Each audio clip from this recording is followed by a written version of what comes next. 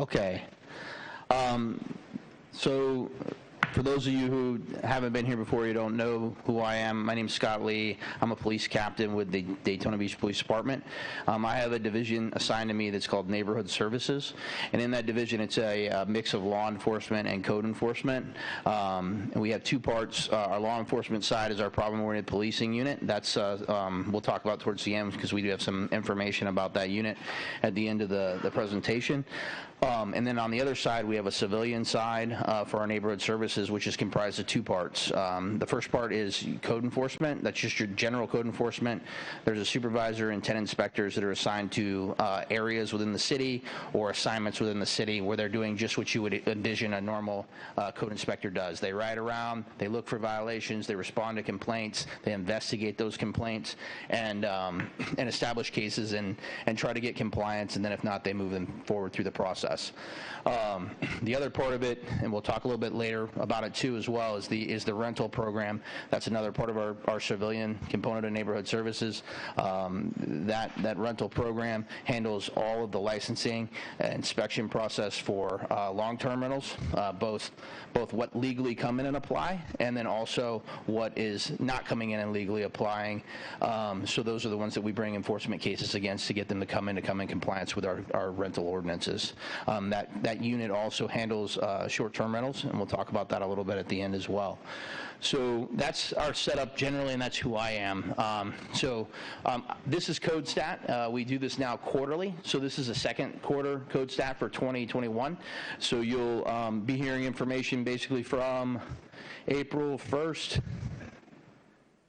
Yeah, April 1st until June 30th, and that's the information that we'll be talking about. We'll talk about a little bit the year, how it compares to the previous year so far, and then we'll hear from the inspectors as what they've done and what their inspections have looked like during the second quarter, and then we'll cover as well.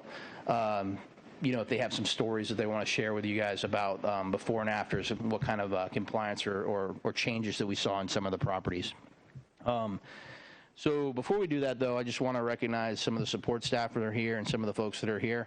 First, Mr. Fietra, I appreciate you coming to this meeting and being here with us today to see what this is all about. I'm happy to see you here. Thank you. And then support staff. So in the back, I have Xavier and Joe. If you turn around there and you see them, they're the guys with the headphones on. They're the ones providing all the technical support for the evening. They're broadcasting this and memorializing it for people to watch later. So we appreciate you guys. Thank you very much. This literally cannot be done without you guys, so thank you. In the back, you'll see Cortland Lamp. He's our code liaison officer. He coordinates these meetings. He's the one that sets up the food that comes here. He's one of the most important guys here, right? Because he makes sure the food gets here, and that's how we make sure people get here. So thank you, Cortland. I appreciate your help.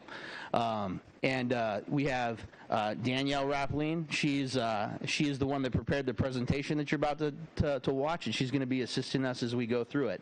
And she helps coordinate some of this effort here as well. The rest of the staff you'll meet as we move through the presentation.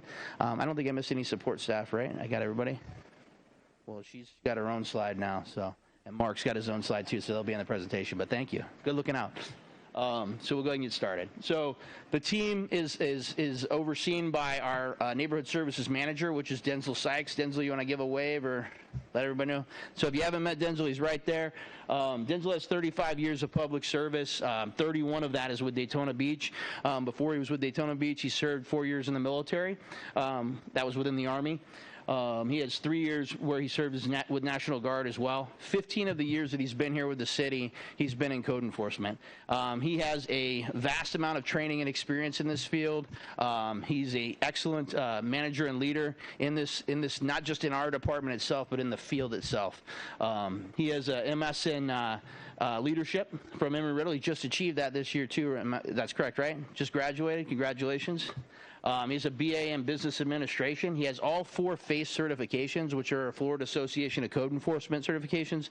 These are kind of the benchmark certifications that you'll see folks either have or are working towards. That's how they become trained and proficient in addressing code enforcement, and that's to standardize the program across the state. That's why those were established. I'm sorry. Yeah. Oh, he's also a certified code enforcement professional. You can go ahead. Sorry. Thank you. Okay, so just looking at the second quarter overall, these are just the overall numbers before we break it down into the folks and what they've worked on and what they've achieved. But during the second quarter, the team altogether has done 1,146 cases. So they've opened, 1,146 cases. And you can see, and if you've been here to CodeStat before, you know you're going to hear some of the same information. And we're working on changing some of these types so that it's a little more granulated and you guys can get better data to look at and understand. But for the most part, you're almost always going to see that there's a maintenance code line that's way out there from everybody else, because that's our primary function as code enforcement. We're working on appearance standards and maintenance code as we are out there patrolling our areas and looking at stuff. Of those 1,146 cases, 32% of those were complaint-driven. That's 370 cases. And the other 67.6% were field-generated, and that's 775. The reason why we look at this is that when they came back over to the police department, one of our pushes that Denzel and I had was that we wanted to make sure that we were a proactive code enforcement unit. And the reason why is because the city has a lot of work to do, right? So property owners throughout the city have a lot of work. We've heard a lot of outcry from our citizens over the years, a lot of complaints about the conditions in certain areas. And we wanted to make sure that the public knows that we're working as diligently and as hard as we possibly can. And if you were just waiting for calls to come in and you're just responding to complaints, I don't think that portrays to your citizens that you're out there working every day. What it says is that if you call us, then yeah, we'll go, but other than that, we're going to wait until you call us. And that's not really the message that we wanted to send to the public. So that's why we look at this number each quarter. That's why we look at it annually, because our goal is to achieve obviously more proactive than reactive cases. And some of the folks you'll see, they struggle with that a little bit, only because quite honestly, there's some zones that send us so many complaints. It's almost hard to use your free time to get proactive cases because there's not free time in some of those zones. So we'll talk about those as they come along. You can go to the next one. Thank you. So this is just a graph just depicting the 3 years. So the yellow line is 2021, the red line is 2020, and then the gray line is 2019. And we look at this quarterly and annually just to make sure that we are still on par, whether we're up or down, and to identify like where we might have a spike, like in 2020. And this spike was really attributed to a more aggressive stance or a proactive approach to our rental inspections, or rental investigations, where we identified a large number during 2020 around the April timeframe that were folks that were not complying with our rental ordinance, and we started cases, and that's why you see that spike on that red line for 2020. And we are still suffering the consequences of that because COVID hit right after that or during that, and we had to pause rental inspections for a better part of the year, and we're starting to catch up on those. And the staff has worked tremendously hard over the first 6 months of this year to try to catch up from 2020. And a lot of that, I think, sometimes gets forgot, that it's very difficult to get people to let you into their house for a rental inspection during COVID. That was almost non-existent. We weren't even doing it at the beginning because of staff. We were looking out, protecting our staff first. But as we moved forward, there were still folks that wanted to look out for their own medical conditions and didn't want us in houses, and those cases have gotten delayed, and we've had to work through the difficulties of that as we went along. During the quarter, the team also closed 1,142 cases. Now, that may seem to you, when you first look at it, may seem like it sounds like we took in all these cases and we closed all these cases, but that's really not true. But the reason why we look at closed cases, because that's an accountability of work that they're doing that's from the previous quarter, previous year. So they're working really hard to close old cases to not let them linger, because that was a community concern that we still have been hearing up until just recently, that things have lingered too long. They're sitting out there too long. We hear from our code board when we bring cases forward, or from our magistrate, that why is this case so long? And there are reasons on some of them. Some folks are really genuinely making an effort, or there's things like COVID that have delayed us on some of those rental cases or other cases like that. And but we're trying to do is establish a pattern that doesn't allow for those things to just linger unnecessarily. So the ones that that need to linger, we're making sure we put adequate notes in the chronology and document why they need to linger. That way, if we have a complainant or somebody calling in, or the manager wants to know why there's a delay in a case, we can go look at the case, find the notes, give them the adequate update, and either get the case back on track if it is off track, or just explain why it is in the position that it's in. Of those 1,142 cases that they closed during the first quarter of the year, or the second quarter of the year, 443 of those cases were in that same quarter. So that's the number that they received and closed during that time period, 443. Those are typically cases that were minor violations that people corrected right away. That's probably the bulk of them, I would guess. A good chunk of them are going to be things that people reported that either weren't a code violation at all because they were just like something that they didn't like, but when we get out there, there's really not a violation of the code or the land development code, so those cases would be marked unfounded. Sometimes it's just as simple as the violations no longer exist when we get there. It's momentary, like it's a parked car on a yard, but when we go out to investigate it, when we go out to check it, we just don't ever find any evidence or see that occurring, and those cases ultimately get marked as unfounded. And this is the same graph you saw before, except for it's for closed cases, and it's just tracking yellow line for 2021, red line for 2020, and gray line for 2019. And you can see we're right in the same general ballpark, which is really good. I'm very happy with that for staff because we're just slightly above where we were last year, and they have been working so hard in the background on cleaning up old cases and getting, we're trying to get drilled down to what we call a 90-day cycle, which is probably an unachievable goal, honestly, but what we're trying to do is get to the point where if there's a reason to keep a case open longer than 90 days, we're having a group or staff conversation about why that's occurring and how we could maybe intercede to get something moving or getting something resolved, or push something forward as we move forward with that case. Our hope is that will decrease some of the community frustration when they're viewing those cases online and just see things lingering and not really have an explanation as to why.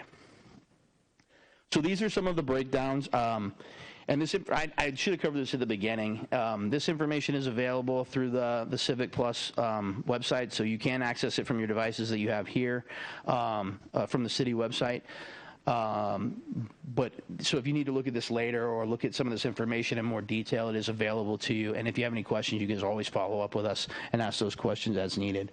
I don't have anything marked out here that I think is tremendously important to bring up on this particular slide. I will say that activity without a permit, which you guys have heard us talk a lot about in previous code stats, it's usually one of our second or third offenders for violations. You can see that for this year or for this quarter, it's down 50%, which is a significant decrease. I don't really know what to tell you is causing that, other than maybe the enforcement action that the folks have been taking is just encouraging people to do the right thing and get the permit in the first place. I imagine that also there's just work slowing down because material costs are going up and things like that that have been a routine topic of conversation during magistrate and code board. The big number that we look at here is on the second graph, or the second part of the graph, which is the main number at the bottom. And you can see that we're showing second quarter this year compared to second quarter last year. We're showing a decrease of 44% in cases, and that's what we talked about before. It's because of those rental cases that we found when we were kind of sidelined for COVID at first. When we were doing that research and finding those rental cases and starting those cases, it created this tremendous explosion of cases, and it shows us as being kind of off track for the year. I think when you get to the third quarter and you get to the final presentation at the end of the year, you'll see that the numbers are leveled out because we're tracking them as a whole as well, and we do seem to be on par with this compared to last year. This year compared to last year. So that was the overall numbers, and I just want to give anybody an opportunity to ask any questions about those overall numbers or any concerns you had. We're going to move into the districts here in just a minute, and if you have specific questions for a specific area, if you just leave those until we have that, until we get to that district. Okay, everybody's looking good.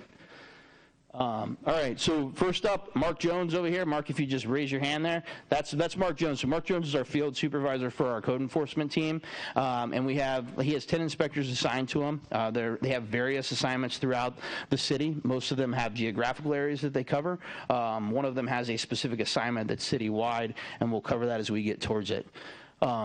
Mark has 6 years in public service. 2 of them are with Volusia County as a building compliance officer and a building inspector, and he has 4 years with the city of Daytona Beach.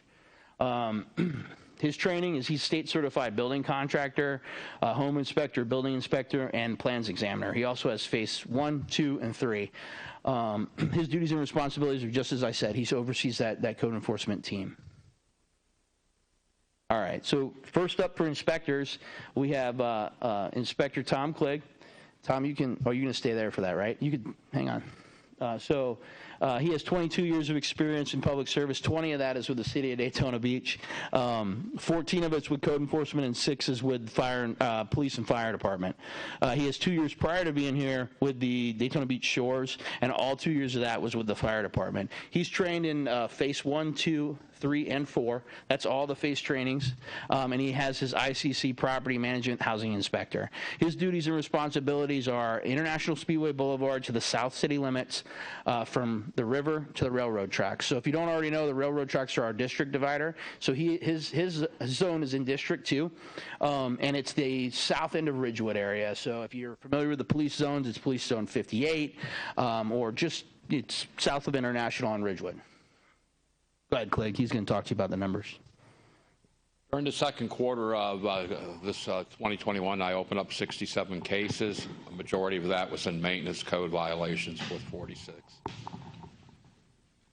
You're going to see that as a pattern, and you guys, those of you who have been here before, know that maintenance code is our primary. It's our bread and butter. That's where we spend most of our time. Out of the cases, 57 were field generated and 10 were complaint driven. That's a tremendous amount of field-generated cases. I think we talked about this before. 58 zone just really doesn't generate a lot of complaints. Has a lot of work to do, though, which provides for a lot of opportunities for him to address proactive work. Out of the 67 cases, 31 cases were open and closed in the second quarter. Again, majority maintenance code.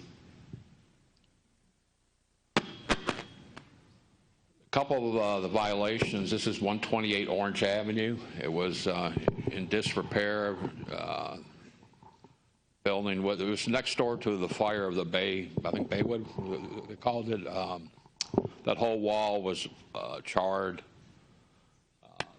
Canopy on the walls were in disrepair, mildew, mold, and. Next slide, you'll see that I worked with the new owners, and on the right-hand side, that's what it looks like right now. So they extended those canopies and repaired the canopies around the front, and then repainted the trim and the building itself. Yeah, unfortunately, sometimes when we display these pictures on the screen, just because of the lighting, it just doesn't do it. We actually took some of them out of the presentation because it's just so hard to see the before and after sometimes and give you a full picture view of the area. Case where the gentleman for years had his entrance from semi-trucks down in the south end beat up the concrete and also towards the street. It was a before shot. He was cited, taken to code board or magistrate, along with a dumpster area that was full of trash and debris. And he's still working on this. He's going to be doing the sidewalk, I guess, or the city is, but he put the approach there, the concrete, put a dumpster enclosure, and it looks pretty good down there now. Okay, so moving on to our next inspector. So our next inspector is Curtis Wiggins. He has 15 years before coming to us. Curtis is relatively new with us. He started towards the beginning of the year. He has 15 years before here working for Massey as an inspector. And he has about 5 months, or it's a little longer than that, I think. I think we didn't update it, right? We're at 7 now, right? 7 months with the city.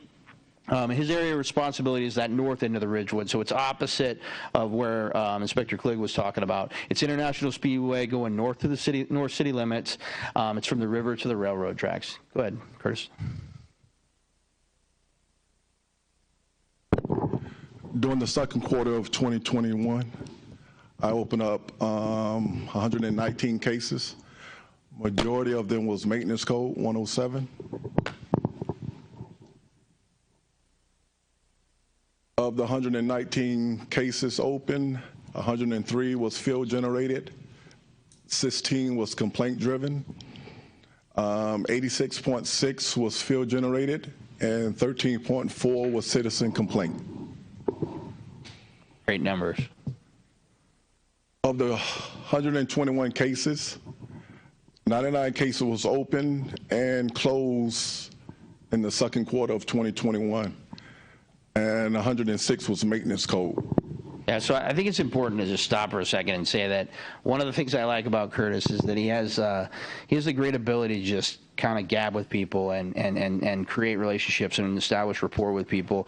And you can see the effects of that, and you see how much proactive work he's done in his district, and he has 99 cases that opened and closed in the same quarter. That means through his conversations, he's getting people to correct stuff before we have to take them before the magistrate or the code board, and that's what our goal is. Our goal is to gain compliance without having to do all that extra work, to bring in all this extra support staff in and go through all that additional process or drag people in. We don't want fines. We want compliance, and he does a great job of convincing people to get it done. So maybe it's because he's so tall. Look at you. You know? All right. I got one picture here. It's 200 Kingston Avenue. You can't really see it, but it was a lot of peel and paint, and you can see the before and you can see the after picture. Yeah, it does. You can tell up here. You can tell. I don't know if you guys can see it. They painted that trim real yellow. They refreshed that white. It does look greatly improved. So moving on to Inspector Yates. Kevin Yates has been. I'm sorry. I'm looking for where you. This is. How long have you been here with us, Kevin? Because I don't think this is updated. It says 1 year, but that's not right, is it? Yeah, no, it's like you're in like 8 months now, I think. Yeah, so a little over 1.5 years he's been with us.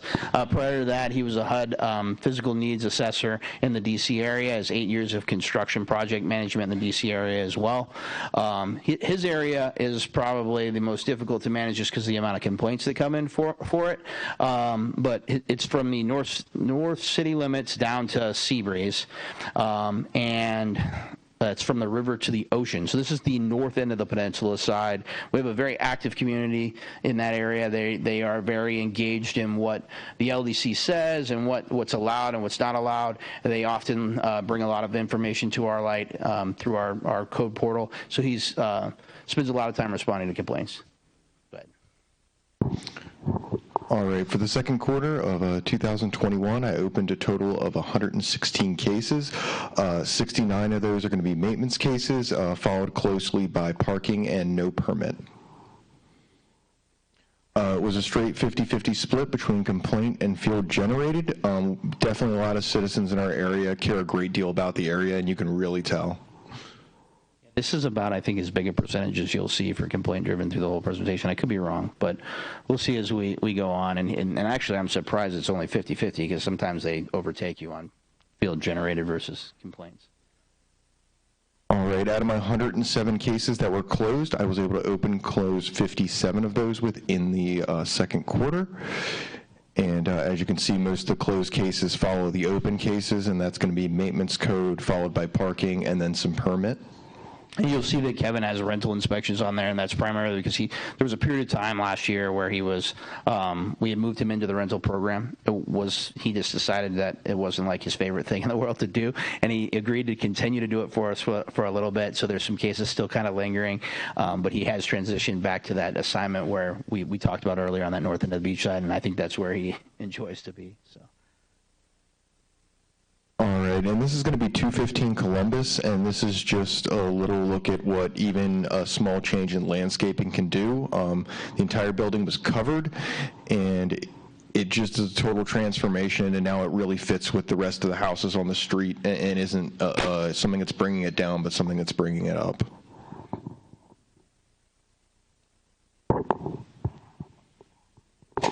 Our next inspector is Clairvin John Baptiste. We just refer to him as JB. So as you hear us talking about our inspectors, if you hear us say JB, this is JB. So JB has been with us since about the beginning of the year, but he has 11 years in public service. Some of that time was as parking enforcement officer, and some of it as code enforcement. As code enforcement, he's been a zoning inspector, a rental and commercial inspector, environmental and hazmat inspector, and an airport inspector. He comes to us from a jurisdiction out of South Florida where he brings a lot of wealth of knowledge and experience from another jurisdiction that we've found to be very helpful so far. He comes with all 4 FACE certifications. So he's got 1, 2, 3, and 4. That's it. That's all you can get. So a great addition to our team so far, and he has a very, very important area. He has that area between Seabreeze all the way down to International Speedway Boulevard from the river to the ocean. And as you guys know, that last year we had 2 people managing the beach side. What it did was it just kind of never gave them enough time to focus on that core area of the beach side, and we ended up carving out an additional zone in the beach side, which is the one that you see here. And the purpose was that we wanted to focus on that beach side CRA area and see if we could, as quickly and rapidly, try to address things and get some movement going in that area to rectify stuff. And more importantly, we see a lot of repeat things there. So people, they tend to fix things when we first ask. 6 months later, we're right back there dealing with the same problem. And that's part of why we wanted to make it a smaller zone, make it a little bit more manageable for an inspector, assign an inspector that has a wealth of knowledge, and see what kind of response we can get with that. Commissioner Reed, thank you for joining us. I appreciate you coming. I just wanted to recognize you real quick. Thank you.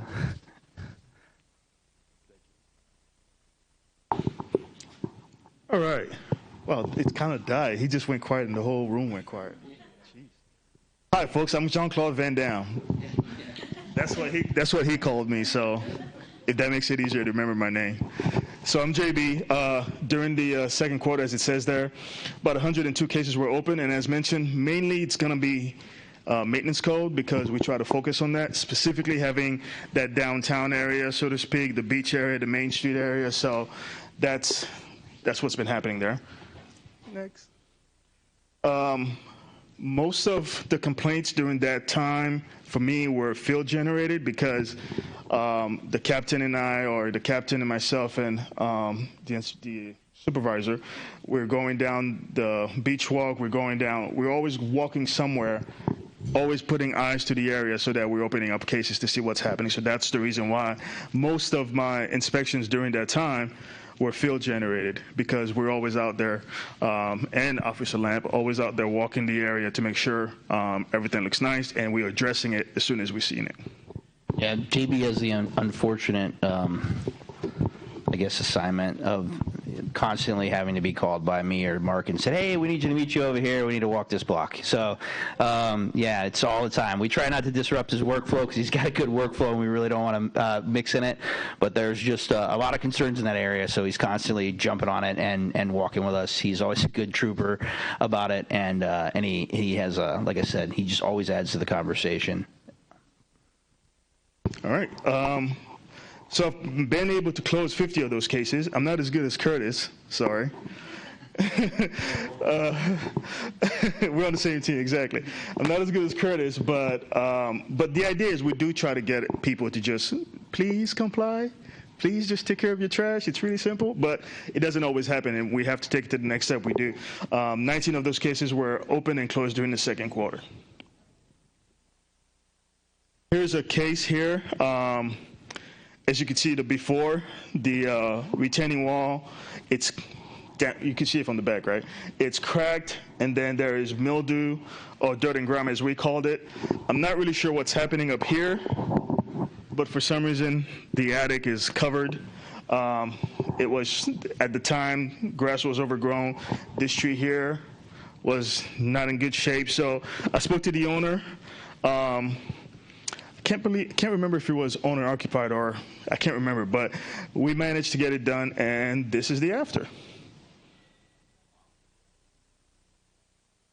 Yeah. So, and for us, just so you know, we're not in it to just fine people or, hey, you didn't do this, you got to do it. We want your property to look good. So as you hear everyone say, oh, wow, that's what we want. We always want it to look as good as possible. So that's the whole idea behind code enforcement. And that's the biggest difference between us and police.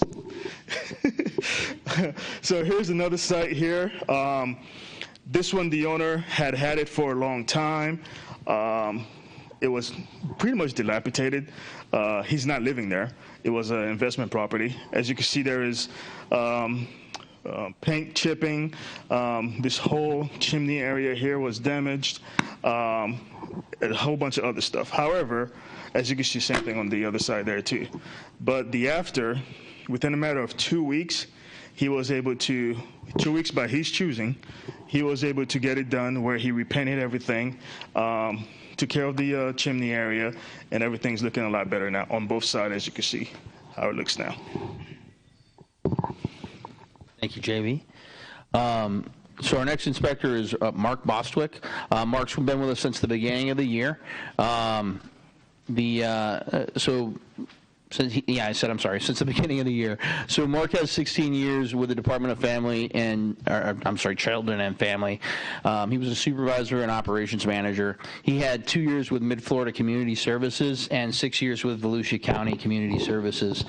He brings a wealth of knowledge from his previous assignment on just really how to interact and deal with people and identify issues that are going on.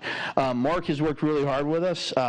He had a bit of a medical issue last month, and we're happy to see him back. We're super happy that he's back with us. We had to go out without him for about 6 weeks. So. He has the area from East International Speedway Boulevard to the South City limits, from the river to the ocean. It's a bit of a challenging area. There's a lot of small streets in there, a lot of houses to look at, but he does a great job responding to stuff quickly. I don't know how many times I have called Mark Jones about something in Mark's area and said, hey, I need you to go look at this house. I'm getting complaints about it. And Mark walks back in the office like 10 minutes later and goes, hey, Mark already found it. He's got a case on it, and it's already here. And I'm like, oh, this is great. We're getting ahead of things. So I appreciate that about you and your area there. Thank you very much. All right, in the second quarter of 2021, I opened up 84 cases. Most of those cases were maintenance code cases. Field generated 60, complaint driven was 24.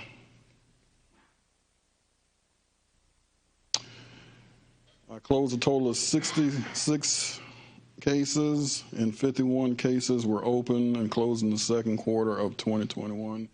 Most of those cases, as you can see, are maintenance code, followed up by parking. All right, this here is 325 Temco Terrace. That's a before shot. You really can't see, but the property was peeling paint all over and roof damage on the top. The owner actually lives in West Virginia, Mr. McCutcheon. Me and him are very close now. And here's the after shot. He, took care of the roof, got the house painted, and it looks pretty good. Here is 420 Lenox Avenue. To the left, you can see it was just peeling paint all over. And over there to the right, it's been painted, and it looks beautiful. Very much. All right. So we're done with District 2, so that's everything east of the railroad tracks. So we'll open the floor for questions or concerns. Ann, yes, ma'am. Portland's going to bring you the mic just so that we make sure everybody hears the question.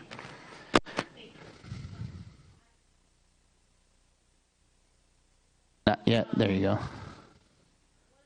You guys enforcing the code, the redevelopment standards, and do you have, like that primarily in, it would be JB's district, and then there's some over on the mainland, of course. Do you have adequate personnel to do that? So the redevelopment standards are typically enforced and addressed through the redevelopment department. Now, as they work their cases forward and progress, just like any other department, like the fire department or the police department or the stormwater department, as their cases progress through the program, they end up ultimately have to bring it before the code board. So we always try to assist them along the way if they don't understand the notice requirements or they need help with the notice requirements. That's how we lend a hand in those areas. As far as identifying the stuff and enforcing the stuff, that's a specific type of understanding of the redevelopment standards, something that the staff here hasn't been trained in, and they don't necessarily have the tools to be able to do that. Okay, so that sounds like something that might need to be kind of consolidated, because I don't think anybody's enforcing them rigorously at all. Yeah. So I think there's already been some conversations that have started about this, where we talked about trying to change the way these standards are first evaluated, but also how they're enforced. And I think it's going to have to be either some kind of a merge of the two departments, or it's going to have to be some kind of crossover, working collaboratively to try to address that issue. Okay, thank you. And then I think the second one kind of falls in the same thing. We have so many residential lots that are being used for unauthorized parking. Is that a code enforcement thing, or is, again, that's in that gray area with redevelopment? No, that's definitely a code enforcement thing, because there's things beyond the redevelopment code or standards that can be addressed. I mean, most of those lots you're referring to, they don't have a paved surface, so they can't park cars on an unimproved surface anyways. If they don't have a business tax receipt to collect money for parking, then they can't do that activity. Those are all things that if you see them, you should report them to us. They're often very difficult for us to address, just the way our setup with our staff is now, partly because they occur in bursts centered around events or the weekends or the busy weekends. We have staff out during the events. We staff code enforcement very similarly to how we staff police during events. So we flex their schedules and hire them on overtime to cover areas of concern, like when you're talking about, that would be outside of their normal hours. And we make a lot of cases during special events, but they're kind of momentary cases, and we're actually struggling with that right now, of meeting the requirement of the law to be able to move those cases forward and either penalize the owner through an irreparable, irreversible type of case, or to stop them from basically just stopping when the event's over and then having no penalty or no reason to stop it from occurring next time down the road. And we have been in conversations with legal. We think we've developed a plan to address that, and we actually be training staff and addressing that during our monthly training session of October, right before Oktoberfest. Wonderful, thank you.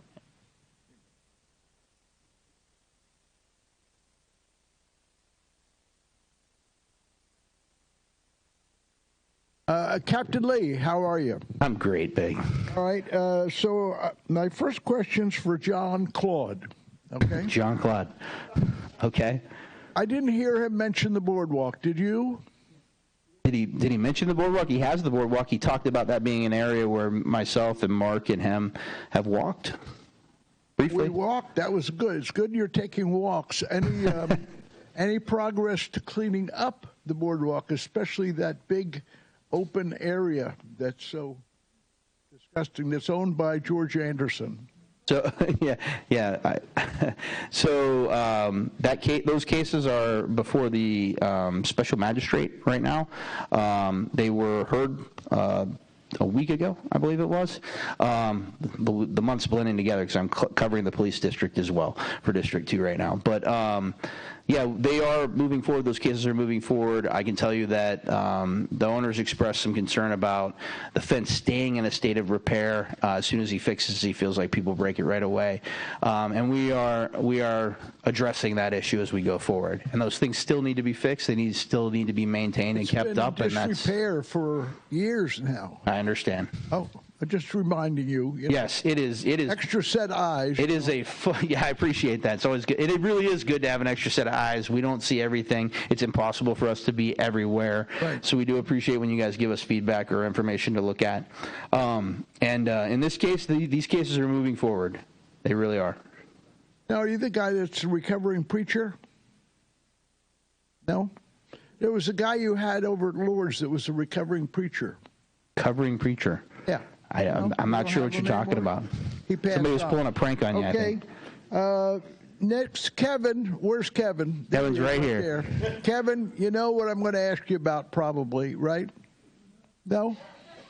All right. So Mr. Morris has told us that 1000 North Atlantic is going to get torn down. Because we've condemned it 3 times, Mr. City Manager, and this time we're going to really do it.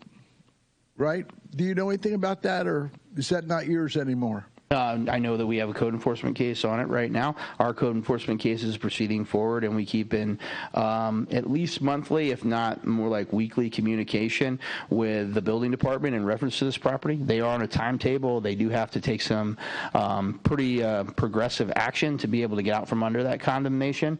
So we will see if they are able to do that or if they're not. I just, as a reminder for everybody, when a building gets placarded for condemnation, that does not necessarily mean that condemnation will end in a demolition.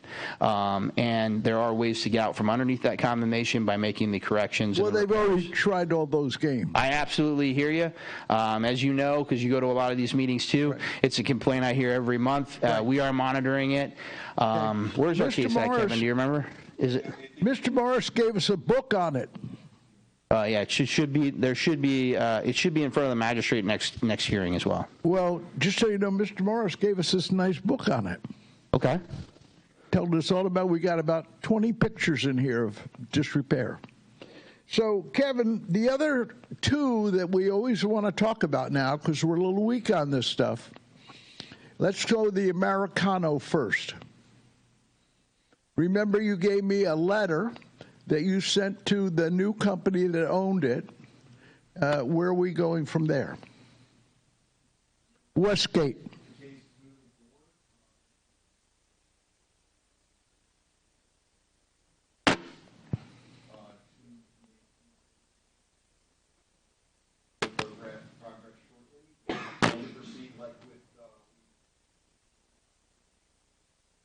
Do you know, I just out of curiosity, I called the property appraiser. I said, when was the Americano last open? You want to take a shot at that one? 2012. 2017. I just took a shot. Sorry. So it's been closed for 4 years, and it's had very little progress. Now we'll go on to the La Playa. Is that yours too, Kevin? I don't believe we have a case on the La Playa, and I think it's in part because it's under a building permit. Well, there's nothing going on. I hear your concern, and I will speak with the building department about the cessation of construction. Mr. Morris? Glenn Eckhart was in charge of the building department, and Mr. Morris obviously oversees that part of the city as well, yes. Does anyone want to guess when the La Playa closed? I feel like I should know this one. 2016. 5 years it's been closed. And that's the end of my speech. Thank you. Oh, no, thank you. We have any other? Yes, ma'am. I just have a question. I don't know if this is a code violation, but on the corner of University and Halifax, there was a wall that was torn down by a motorist, and they've since then, tried to piece it back together. My question is, that entire block, several properties involved, have that same wall that seems to be leaning, I don't know what percentage it has to be before you say this is dangerous.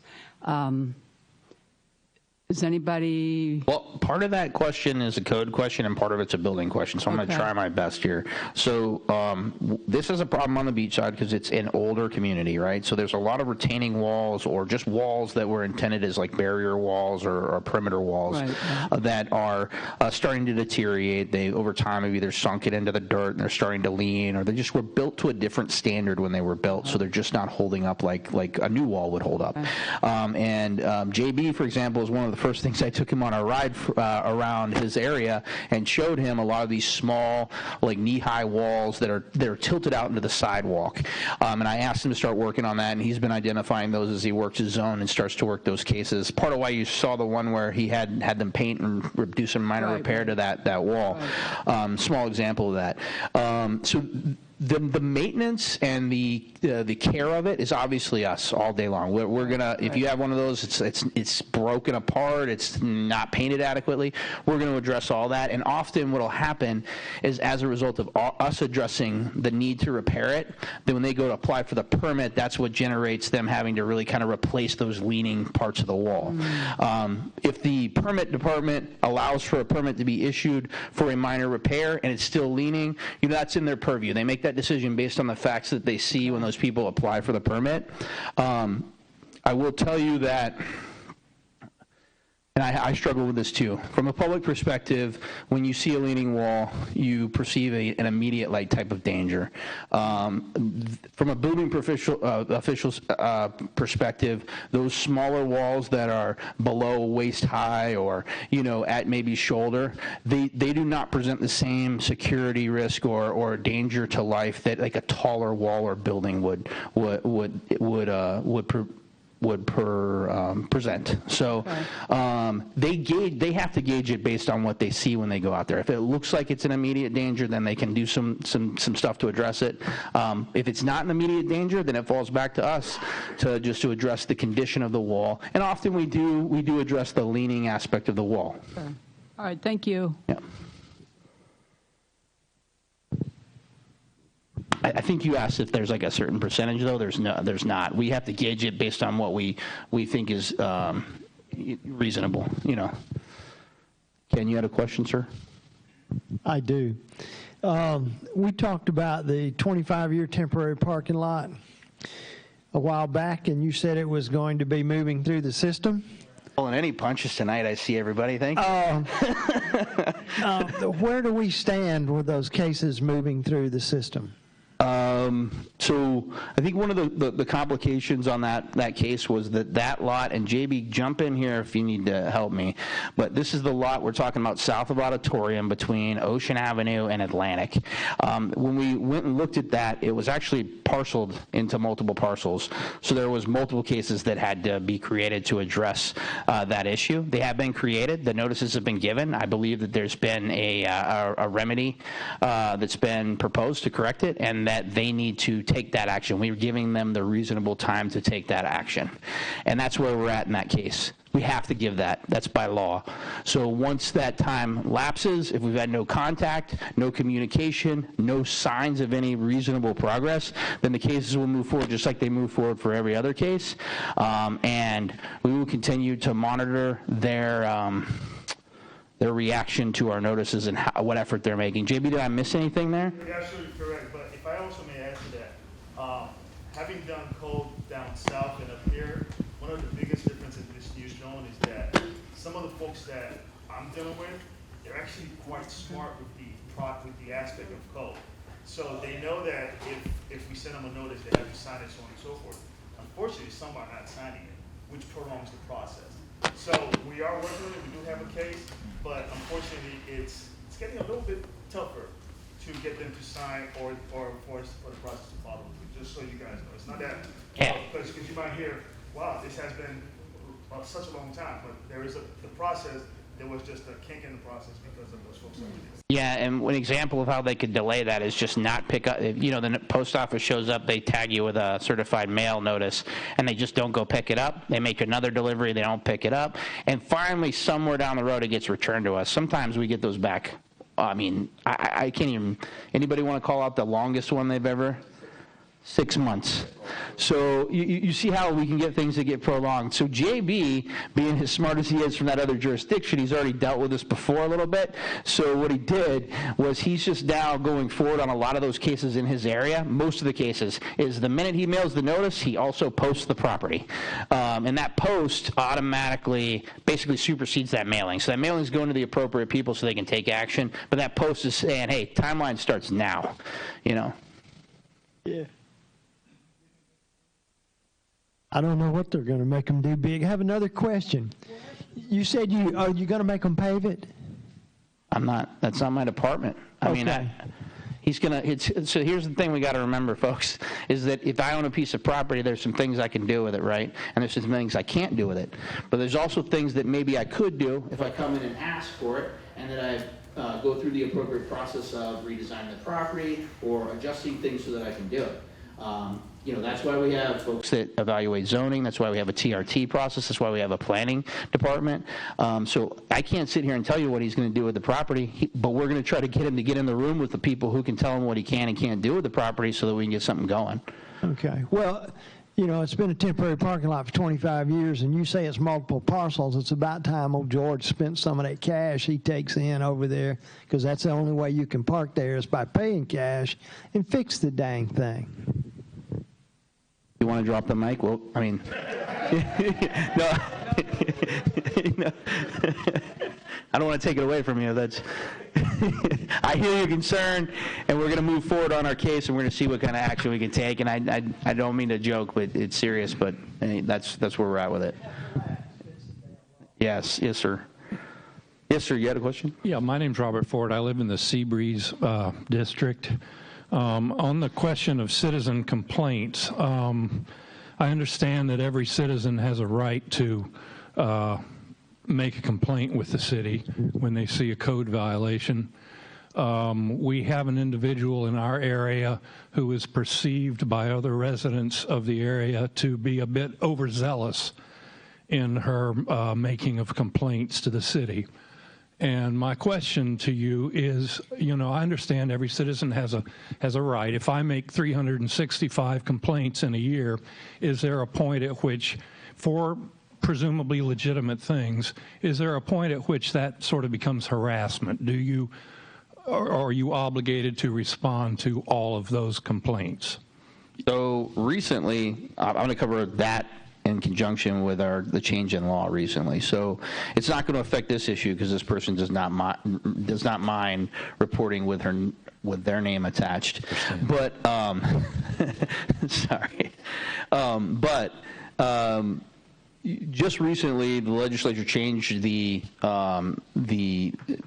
law, and it requires that you can't report an anonymous complaint anymore. So anonymous complaints cannot be reported. When they call in, currently they get Danielle or Teresa on the phone and they say, hey, they inform them of the law change, they tell them you got to give this information, and either they want to give the information or they don't. The web portal doesn't even have the option for anonymous reporting anymore. So anonymous reporting is over.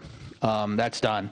But when you have an individual who's overzealous, as you said, and is reporting a lot of these issues in their neighborhood, we don't have a method to stop that. And I'm not sure that we'd actually want to apply that because to some degree we want communities to be engaged and we want communities to be involved so that they stay at a healthy standard, right? Yeah. So that they're a good and inviting place to live and enjoy your quality of life. So that's the price we pay for being able to make a complaint, essentially. Yeah, so I mean, that's part of it. And so there is no cutoff. We can't say, like, okay, you've now made 50 complaints for the year. You got a sideline until the next year. Okay. I mean, for us, to some degree, that would be great, right? Yeah. I think anytime we limit people's ability to file complaints or notify us of issues, we also we add the potential to increase frustration between the community and the city, though, because we can't be everywhere at once. We can't see everything. It's impossible. We don't have the staff, and I don't think that the city would want us to have the staff because then we'd just be ringing everybody up everywhere for every little thing, right? Yeah. But we, I guess I bring that up just to say that we appreciate the community's input. We do often find some folks are a little overzealous about it. I don't know. I don't know the answer to that one. Okay. Maybe get them a job. Maybe. Yeah. Well, thank you. Yeah. Anybody else? Ms. Reed, yes, ma'am. Captain Lee, I'm on the Volusia League of Cities, and we looked at that. Isn't there something in there that says if a citizen feels threatened, that we don't have to reveal who they are? Isn't there some little loophole in there? There is a loophole that hasn't really presented how that's going to be applied yet. and we may see down the road. This is kind of a continuously evolving situation. It's very brand new. I mean, we're having conversations as we move forward. Even today, we had one with legal as it relates to bringing cases before the magistrate. And so it will be changing. It will be evolving, which is a good thing. That's one of the things I like about coming to the community meetings and having CodeStat is that as those things change and develop, we'll continue to have this conversation as a community and inform you of them. But yes, there are parts of that law, you are correct, that if you feel like you're under threat or you can't make this complaint because there's a legitimate concern for your safety, then you can report something still, and we can take it in an anonymous state. But I can tell you right now, that's looking like something like you got to come down to the office and talk to Danielle, and she's going to probably sideline you into Mark's office, and we're going to take the information and work the case, because we're going to need to document that we're taking this because we believe that there's a reasonable reason to think that this person's under a threat, because the state has put the kind of requirement on us. So the city, as a city, you won't do this unless, you know. And or they could tell their commissioner. Right, that's true. There's other methods of reporting, yes, absolutely. Okay. And Are you guys still doing the rule of 5? 6. 6? Yes, we cool. we Thank you. do the rule of 6. Everybody seems to love it. If you don't know what the rule of 6 is, I mean, I'm sure neighbors don't love it, but generally speaking, if we respond to a complaint, we have the complaint address to address, and then we address the 2 neighboring properties, and then the 3 are directly across the street. Now, every street doesn't have that set up, so occasionally it's around the corner or just a dead-end road, so we do the whole street, things like that. But yes, that's part of how we generate these proactive numbers, right? Because we're already out there doing something. While we're there for one, let's address it all so the neighborhood can improve together. Ms. Hurd. Yes, I'm sorry I was late, but I'm not sure I understand about all of these complaints. If I make a complaint and John Doe calls in, are you going to tell them that Pat Hurd called in? If you make a complaint, you will not be able to make a complaint unless you provide your name and information. Oh, I do that. And then when you do that, that is public record. That's currently public record. Okay, public records, but... No, I'm sorry. Our system is publicly facing, so it's always available for the public to view on the public website. Well, it doesn't matter to me. And there are people that feel that way. Right, the truth and is the truth. you know who to call if you have a problem or somebody threatens you, right? Yes. Yeah, I bet you do. Next person. Thank you. We're moving on to District 1. We're going to blaze through it. I'm sure everybody's ready to get back out in the storm. First inspector up is Roosevelt Butler. Roosevelt has 21 years of public service, 20 years as a juvenile corrections officer, 16 of those as a captain and 2 as a major. He's been with us, well, it says 1 year, but it's like a year and a half, isn't it? Yeah, so... Yeah, we're moving along. It's almost a year and a half with him. He has a BA in social science, hospitality, and psychology. His area is a very large area, and it's a mix of residential and commercial. He has a very daunting task of Mason Avenue to North City limits, from Clyde Morris to the railroad tracks, and International Speedway Boulevard to the North City limits, from I-95 to Clyde Morris Boulevard. Go ahead, Butler. Good evening. During the second quarter of 2021, I opened 122 cases. The majority of those cases were maintenance code at 105, followed by no permit.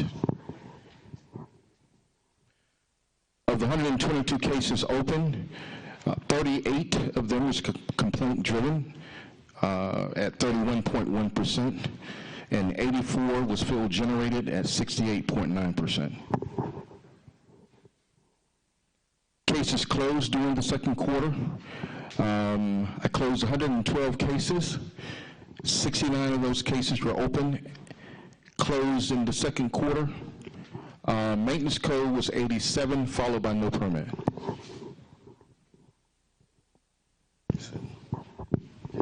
Okay, so we're moving on to our next inspector, which is Mike Fitzgerald.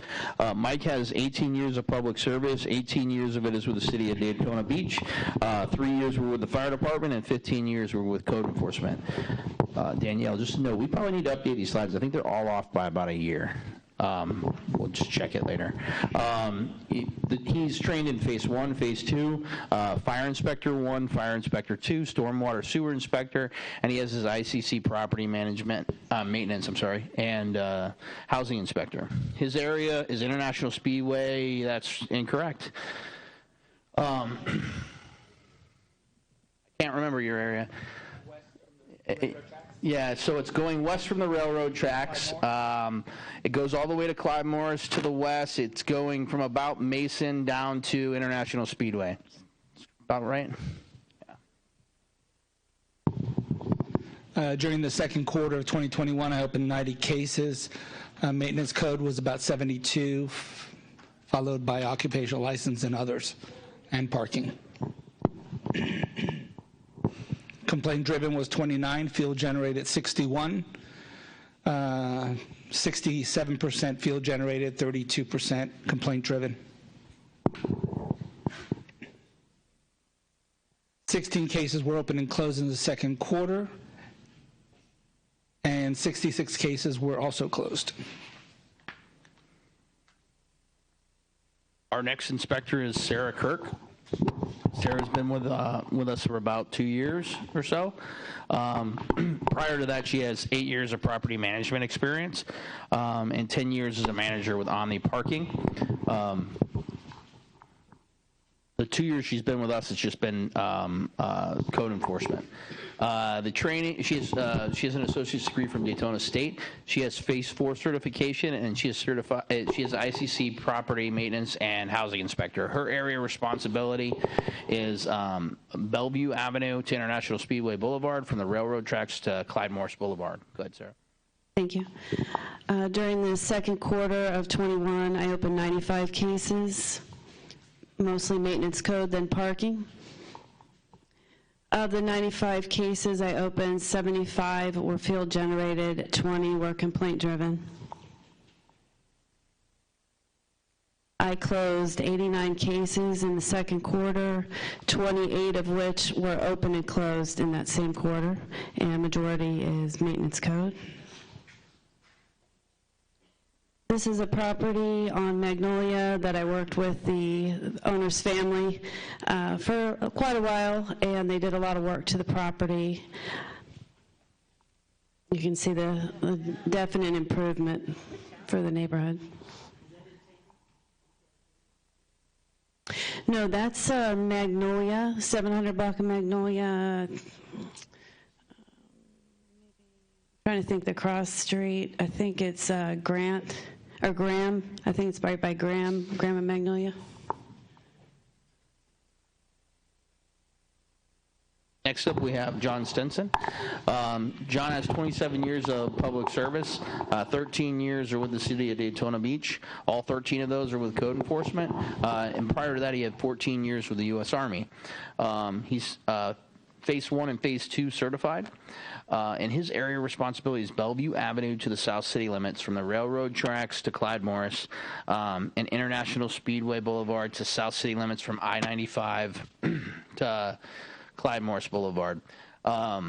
He also is like Butler. He has a weird-shaped, very large area that's a mix of both residential and commercial. Can be a little difficult to manage, but he does a great job with it. Go ahead, John. During the second quarter of 21, I've opened 106 cases. The majority of those cases are maintenance code, followed closely by parking. 57 cases were complaint driven and 49 were field generated out of the 106. Oh, you had me. There was more in your area. You got a very active area too, don't you? During that quarter, I closed 99 cases. 55 of those cases were open and closed within the same quarter, also leading in maintenance code and parking violations. Okay. We covered District 1, so did anybody think of any other questions they had, or any of the concerns, or anything else before we just move on to our rental program and then our POPs unit, and then we'll be done? Ms. Hurd, oh, I'm sorry, Big's got the mic already. Is this going to be like a minute? Go ahead. Ruby's question, she asked about like violations in redevelopment zones, right? And you told her that's up to redevelopment staff, correct? Yeah, pretty much. I thought and the manager left, unfortunately. I thought poor Reed was flying solo. I'm not really sure the setup over there. I don't think he's got. Does anyone know if Reed has anybody out there? Ann said that he does not. He does not. But what? Oh, so the answer that we were given earlier might want to be modified. At this time, no one is enforcing redevelopment. I'm not sure that's entirely accurate. Oh, okay. Like I said, if something comes to light or there's an issue, they still all have to go. There's a lot of people that are complying with the process, or they're forced to comply with the process when they apply for things.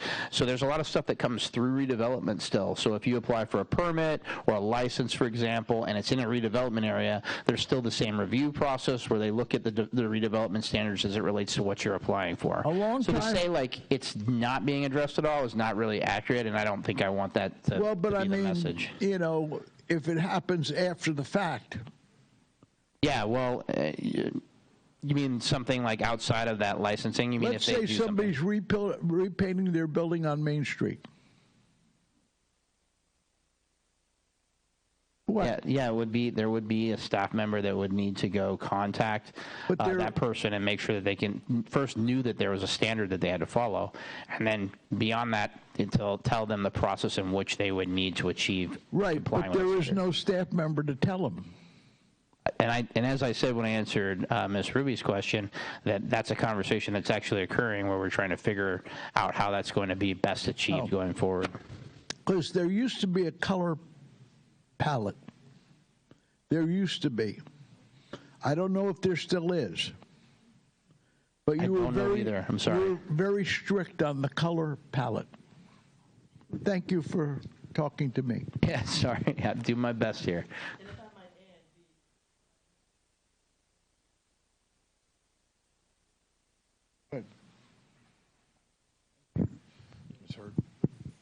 Ms. Hurd. Yes, sir. I have a question concerning RV parking. Will you help me with that? I will do my best. Do they supposed to be parked in the neighborhood? So a recreational vehicle. I might need some help here, guys. But because there's like, I think there's 4 or 5 places where RVs are addressed. But for the most part, they can't just be parked in a driveway. They can only be there for a very small period of time or in the front yard area. They can only be there for routine maintenance and unloading and loading. It's about 2 hours, I think, for RVs.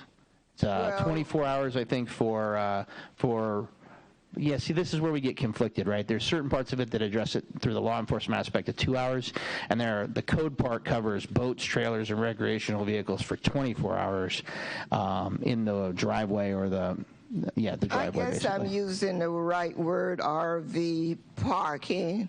Recreational vehicles, right? Yes. Yes. Well, what about empty lots? No, there should be no parking on an empty lot unless that lot has been developed for that purpose.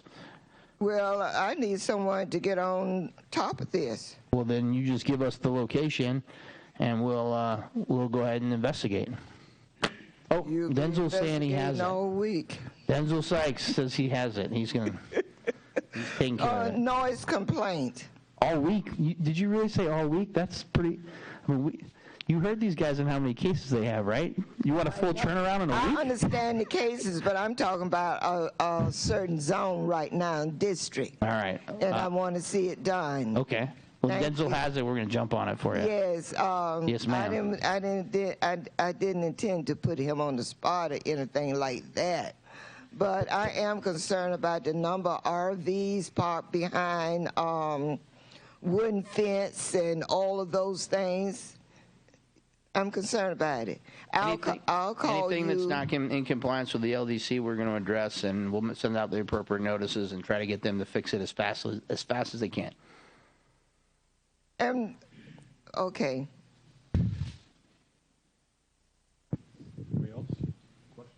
Anybody else? Backyard is okay. Anything belong by the back of a fence, right? Recreational vehicles can be behind the front edge of the house. Yeah, that's okay. Yeah, so. Ever. That's their property. Yeah, yeah.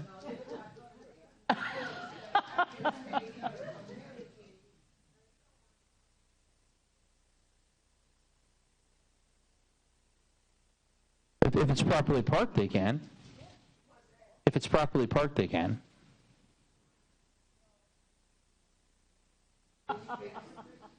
Well, here's what we're going to do. So we're going to go out and we're going to investigate, and what's not in compliance, we're going to address. What is in compliance, but maybe you don't like, we're going to let you know. And if you want to get that changed, we enforce what the LDC is. So those are things that the commission makes decisions on. You know, that's where you would want to start that conversation with folks about if there was something that needed to be changed. But this is a standard practice throughout the city. There are many communities throughout the city who have RVs that are parked on the side of the house, properly parked behind the front edge. Just like trailers and boats. Well, 18-wheelers is a different story. You can't park those issues, and you know that. And if you have one, you call us, and we're going to take care of it.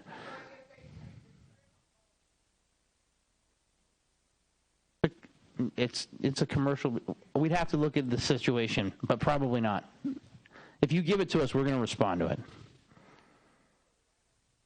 Okay. I've never told anybody they couldn't, so we'll work it out. Anybody else? Anybody else? All right, we're moving on real quick. Oh, I forgot about vacant lots. You thought I was going to skip you, didn't you, Danny? You were hoping. Huh? Okay, so this year, in response to having kind of done away with our previous lot clearance program and still having many issues with vacant lots throughout the city, we wanted to take a more inclusive approach to addressing vacant lots, because before, the way we were addressing them was really just getting the grass mowed, and often many of these lots need more than that. They need the sidewalk edges trimmed, they need the trash removed, they need debris just sometimes removed. I give you a scenario. The contractor came and cleaned a lot, and this is nothing against the contractor, because they were doing exactly what the contract they had bid for. They were doing everything the right way. They mowed a vacant lot, and in the midst of mowing the vacant lot, there was an old toilet just dumped in the middle of the lot, standing up. Right? And when they drove away, there's a beautifully mowed lot with just a toilet in the middle of it. And like for us from code, it doesn't really resolve anything, right? Because now the person's just upset there's a toilet in the middle of the lot. So probably more so because the grass was hiding whoever was using it. But so what we did was we developed this process of addressing vacant lots to involve much more than just cutting the grass. And Danny Garcia has been tasked with addressing that. He's taken a hold of this. He had to work through the first part of the year of getting rid of some of his old code cases and working through them. So it's been a bit of a, I guess delayed start's the best way to say it, because he's been managing those other cases. But we're starting to have this full transition to where he's having just vacant lots throughout the city that he's addressing. He's getting some compliance from folks. They're cleaning their fence lines, and they're mowing it and raising their tree canopies and getting the underbrush cleared out, and it's starting to work. So we're happy with it so far, and we're going to continue on with the process. So Danny's been, he's had 27 years of public service. 19 of that's been with the city of Daytona Beach, 15 in code enforcement, 4 in parking enforcement. 8 years before that with the city of New York. 5 of it was with the sanitation enforcement. 2 years was with Health Hospital, and 1 year was with the police department. He's Phase 1 certified and stormwater sewer. He's a stormwater sewer inspector, certified.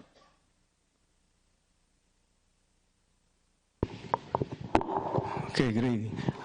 During the second quarter of 2021, I opened 83 cases. Vacant lot, of course, is the highest. Of the 83 code enforcement cases, I opened 22 of those were complaint-driven, and 61 was field-generated. And I closed a total of 77 cases. 18 were opened and closed in that second quarter. As you can see in the graph, the maintenance code was from my previous cases is 42. couple of them no permits. There was one building had a fire damage, and the vacant lots is 23. I'm just happy you got 18 closed in the same quarter, which was probably all vacant lots. Usually our vacant lot owners are very non-responsive. So he's had some success with getting people to move on those lots, so that's good. Yeah, and I have found toilet bowls on vacant lots before. This lot, North Atlantic, it was just south of Seaview. So before photo, neighbors complaining about the overgrowth, homeless people living in there. And the after photo, you can see how it's all been cleaned out. So the other good thing about having Danny carved out for just vacant lots is that he can partner with a lot of these problems, just like he's talking about here, where he had a transient population living in the underbrush. He partners with Cortland Lamp back there, and they work together as a team to be able to resolve that issue. And a lot of that, what Cortland brings to the table is his CPTED or crime prevention through environmental design knowledge, and that's why you'll see that they often ask for the canopy to be raised, because it's typically what we do is we want to provide a natural surveillance. So when law enforcement rides by, they can see everything's okay on that vacant lot just by riding by without having to go in and dig in the bushes or shake the trees or any of that stuff. So we usually have them bring their canopy up to about 8 feet. We have them take out any underbrush that is above 18 inches, 2 feet usually. Most of the time, we just ask them to remove the underbrush altogether, unless it's like a landscape, like natural, or not natural, but designed like landscape. And they've had some success with it. We found a lot of issues in the neighborhoods, and the idea is that as we're addressing those, we're hoping to displace that problem away from that residential neighborhood, because most of what they're dealing with are residential vacant lots. And this is a vacant lot on South Seagrave. As you can see, it's way overgrown. I got a hold of the owner. She was in New Smyrna. She hired a contractor and had them clean it out. That's the after, where you could see where we got as close to the fence line as possible, and the canopy effect just got them to cut up high. Yeah, the tree lines are a particular interest to us, because what we find in these vacant lots is, as we have them remove the underbrush and cut back stuff, that they've let the underbrush grow for so long and grow up through the fences that it's destroyed most of the fences. They're either sagging or broke apart, or just have all sorts of vegetation just weaved all the way through them. So we tend to try to have them to cut that back and to reduce that vegetation, in hopes that it will keep the fence in good repair.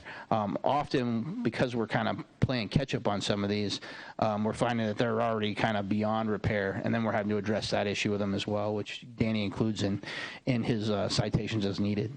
Another thing on that is, when they do clear this property out, a lot of times they leave all the brush, debris, and all at the end of the road. We let them know that they are responsible to have it removed, so they need to contact solid waste and pay them to remove it.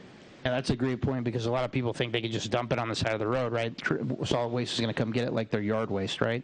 Well, these folks don't have a utility bill, so there is they haven't paid for that service because there's no utility bill being collected. So he's been working with them to let them know when he goes back for reinspection, he sees a pile of debris still there. Hey, the reason why nobody's picked it up is because you haven't called them to pick it up, and you're going to have to pay for that cost usually.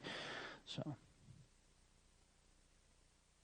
542 North Ridgewood Avenue is one of the properties that was a big eyesore on the main thoroughfare. It took a long time. I had the case in code board hearing, where we wind up getting a running fine on it. She went through probably about 3 contractors before finding the right one and working with them and getting the property into compliance. And go back real quick for me. Oh man, is that the best after picture you have? So before we move on to this came up as part of Taylor Avenue is right to the north of here, and we had a lot of narcotics problems and police problems there. We had to execute a search warrant on multiple properties. I think we executed 4 search warrants at one time right there in the immediate vicinity. And while we were out addressing that, we brought code enforcement with us after the scene was stabilized, had them walk Taylor and address a variety of the problems. And some of you might remember that 550 North Street was the corner house that was just over-occupied. We had a shooting that occurred in the house and across Ridgewood, and that's kind of what started all that. As we were out there inspecting and we were having a conversation with the building department looked down the road and saw the side of this place and said, hey, how did that happen upstairs? And we just gravitated down, started walking the area, and it turned into a massive case with a property owner that was really reluctant to move through the process normally. And there was some serious issues going on. If you see the spiral staircase on the right, they just like nailed that to the wall after adding a door there, after enclosing a porch. And that's actually, it's balanced at the bottom on a stack of like 4 bricks. And when we saw this, we were like, oh, this is not good at all. It was one of the first things we did, and they were, of course, because of the life safety aspect of it, they did take that down rather quickly, but then getting it into where it is today, and I encourage you all to take a ride by this at some point during your driving back and forth throughout the city, because it looks great now compared, and it's been a long process. It is. Yes, it is. Yes, it is owned by the Wagners. Yes, absolutely it is. I'm glad you endorsed it. It's still in a work in progress. This is kind of a far shot from the median, but it's in the center there, and as you can see. Yeah, it's the center one, if you can't tell, because the old paint was very similar to this one on the left. That's not it. I wish we had a close-up of that. But I encourage you to go by it. It's got these big letters, big numbers on it, painted beautifully. They did a lot of work on it. They've improved it dramatically. So we're going to move on to the rental program. So June Barnes. You need a big lot clearing on South Street and South Beach. A big lot clearing. Just recently? Right now. Oh, okay. Yeah, all my folks are shaking their heads yes, they never bothered me about this, and they just handled it, I can tell. So all of them are like, yes, we did. A very large wood corner right next to the 7-Eleven. And you guys, somebody caused the whole damn thing to be cleared out. Yeah, looks like that was, Cortland, do you have something to add to that? Trespass arrest site as well. Okay, so that was part of that. That's very similar to what I was talking about with Cortland partnering with Danny on these properties. That's what, when we identify these problems, we work with the owners to get it cleaned up, get the problem resolved, get them signed up on the trespass arrest site program so that it doesn't reoccur. We can give that out to patrol. They know that they're on the list, and they're routinely checking it. The zone units are. Yeah, it's the old 4M. I think it's on the corner of Kingston and Ridgewood. The neighborhood is super excited about that place getting close to being done. I personally can't take credit for that. That was already in progress when I got here. So, yes, he did, and I hope it works out for him. I hope you get a business in there that thrives, and I hope that's a foothold for something to improve in that area. And you're seeing a lot of people. I'm hearing from that neighborhood, a lot of people feel like their quality of life is starting to improve there. So obviously, we still need to keep our foot on the gas there, and we still need to, keep working on the issues. But we're moving in the right direction for that neighborhood. Yeah, he actually bought the lot across the street too. One on that corner. Hopefully, he does something nice there too. Let's keep it going. He bought the lot to the north. He's saying across the street. He bought the lot across the street also.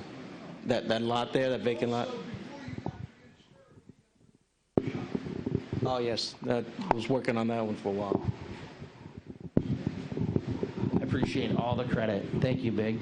You're looking out for us. So we're going to move on to the rental program. So our rental program is supervised by our rental coordinator, which is June Barnes. And you guys have met June if you've been here before. June, just raise your hand.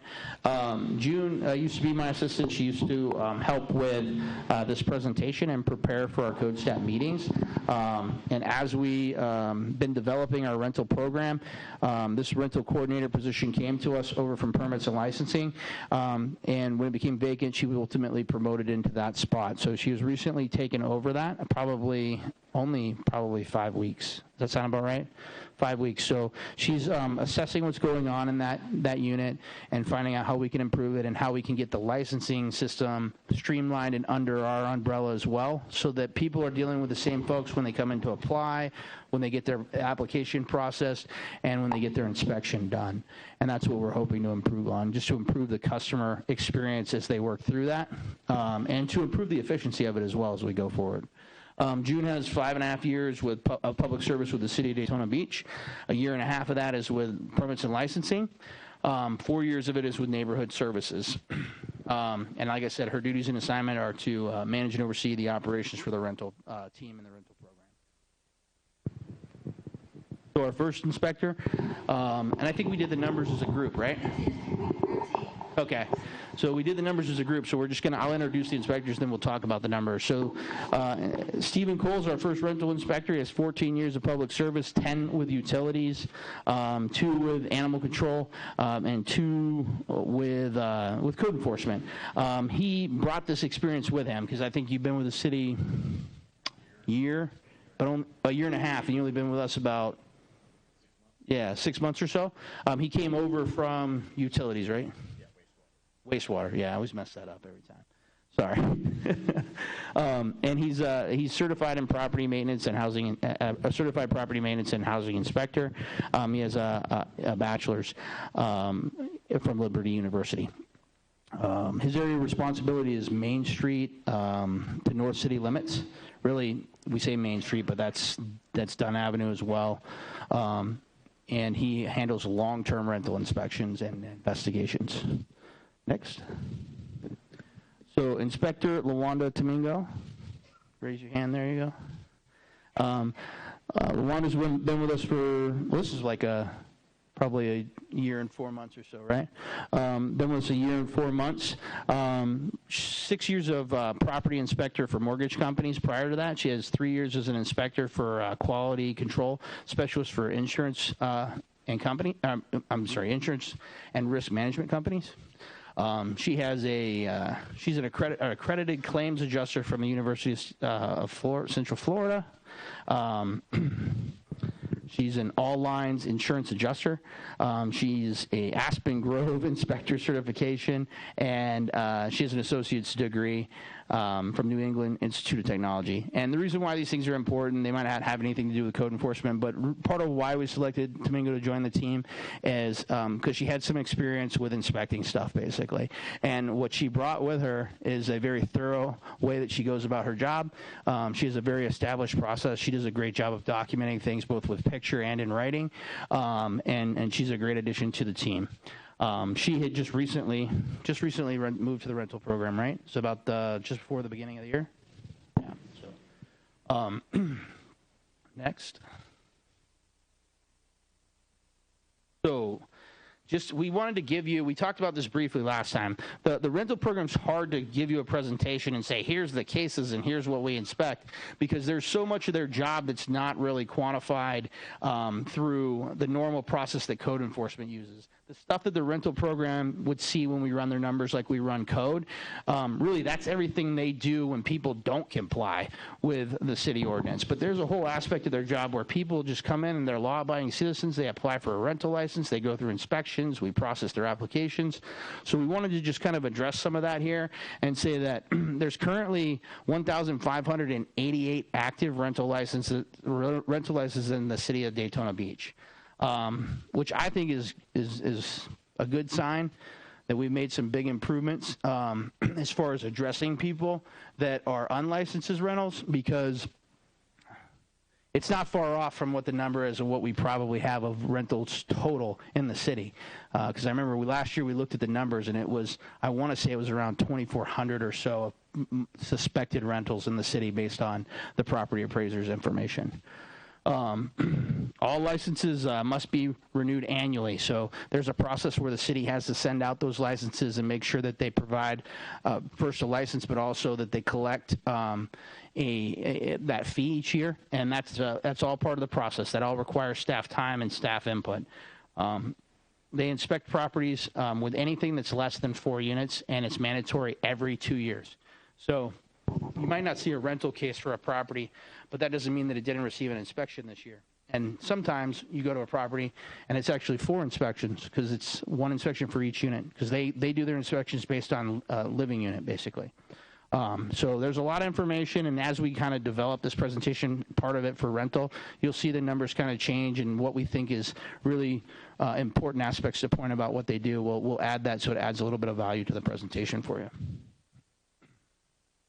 So during the second quarter, the rental team opened 86 cases. This usually means, and correct me if I'm wrong, June, because we're doing this a little bit different now, but this means these are folks that didn't comply with the ordinance. These are folks that we had to bring enforcement action against, or it was reported to us that they were doing activity unlicensed. So 86 of those in the second quarter. 45 of those are field generated, 41 are complaint driven, and you can see the percentage breakdown there. So it's about 52% is proactive, which is pretty good.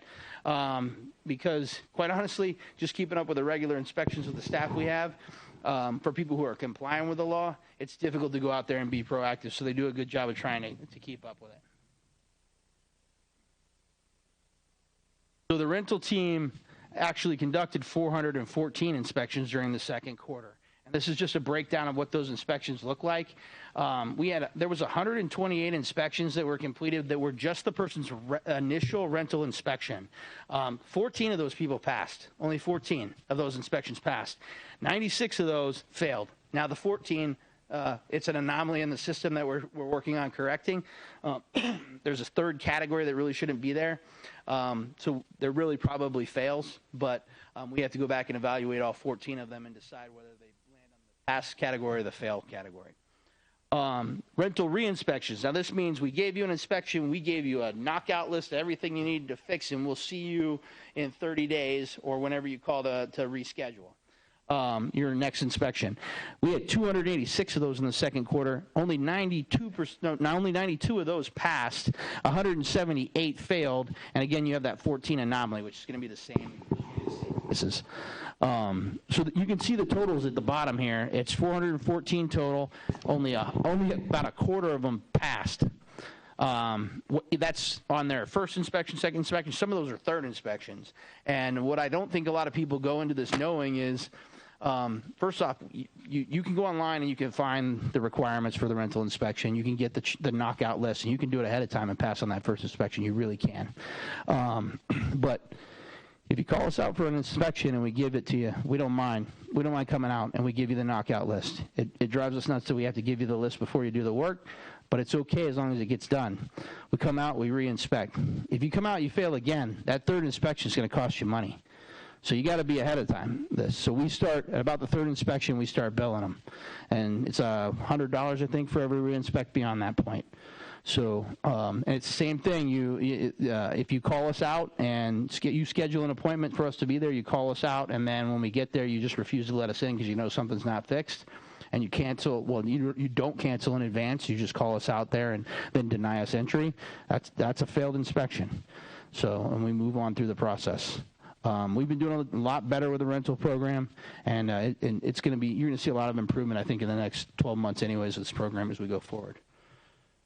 I'm not going to do the breakdown of the percentages, but you can see them down there below. You can go on to the next one.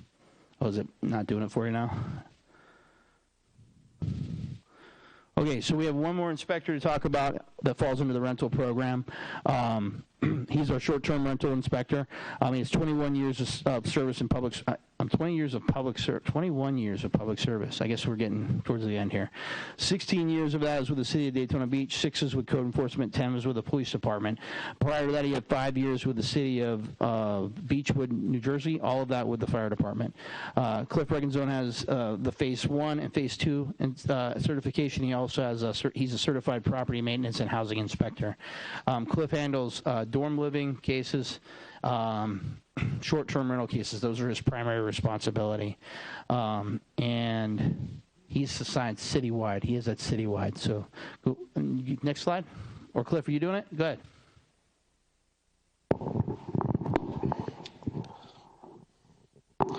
I opened 23 cases in this quarter and conducted 84 inspections. 1 for dorm living, 16 for rental, and 6 for zoning. The way that the rental inspections and zoning inspections are just how they come in on the computer. There should be all zoning inspections for short-term rentals. Complaint driven is 16 and field generated is 7.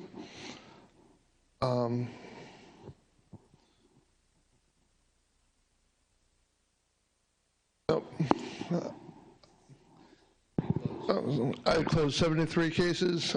6 cases were open and closed in the second quarter.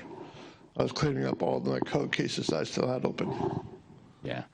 So these cases are a totally different beast for a variety of reasons.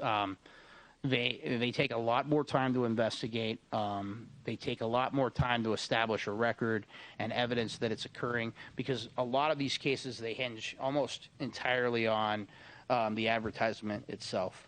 And because of that, it takes a little bit more time to prepare them. The good thing about them is you're not going to see that many that linger on for 6 months, a year, things like that, because, well, I should say the ones that are provable. Because once we establish a record that it's occurring, we don't do a first notice and you get to go out and rectify the problem in 30 days. None of that occurs here. This is irreparable and irreversible. You go straight to the magistrate. There's a hearing right out of the gate. The magistrate hears our concerns, they hear your concerns, and then they assess a fine at the end of it. I can tell you that typically, when we work through that process, if you took it down immediately, and you've never done it before, they're probably going to give you a fine somewhere in the ballpark of $1,000. If you still have it up at hearing and you're dragging your feet, or you're arguing about it, or you did it before and now you did it again, it's going to be $15,000. I'm just telling you, historically, that's kind of what it looks like. If it's anything in between there, it's you never know where it's going to fall. I've seen them $2,000, $12,000. They land all over the place based on the facts. The magistrate takes all that into account, listens to our information, listens to the respondent's information. I can tell you that one of the problems with these cases, and honestly probably the one thing that slows us down on doing more enforcement other than the identification aspect, is that we could probably not push any more to the magistrate each month, because these things take on average between 45 minutes to an hour to present. To give you some idea of the difference, is a code case probably doesn't on average spend more than 15 minutes presenting. So you're talking about 3 to 4 times the amount of time on these cases to present, and it's because the fines are irreparable and irreversible, so they're immediate. So there's more debate about the facts. There's more consideration for what the impact was, which often means we have to present, what the complaint was that we received or how it affected the neighborhood. You'll hear a lot of testimony, if you've ever watched these, from Tony on Tony Jackson, our attorney, on what irreparable and irreversible really means and how it impacts the community. And you'll hear testimony from me on specific knowledge about complaints received, community meetings I've been at, and discussions with individuals that have described to me the impact that having a revolving door tourists can cause when you're living right next to it. So since the beginning of the year, we've had 26 short-term rental cases that were brought before the magistrate, and the total fines levied for all 26 of those cases is $66,000 since the beginning of the year. And those, like I said, they vary from $1,000 up to $15,000. Do we have any questions? That's it for the rental, right? Any questions for the rental program?